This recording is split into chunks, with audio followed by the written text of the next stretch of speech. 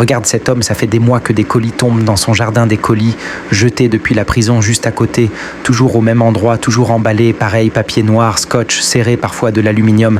Au début, il disait qu'il n'y était pour rien, qu'il subissait, qu'il trouvait ça bizarre. Mais avec le temps, il a compris le système, les trajectoires, les horaires, les angles morts. Alors, au lieu de prévenir, au lieu de rendre, il a décidé d'optimiser. Il a installé un filet, un vrai filet au-dessus de son terrain, pile à l'endroit où les colis tombaient. Chaque nuit, le filet se remplissait portable, argent, objets interdits, parfois plusieurs colis d'un coup.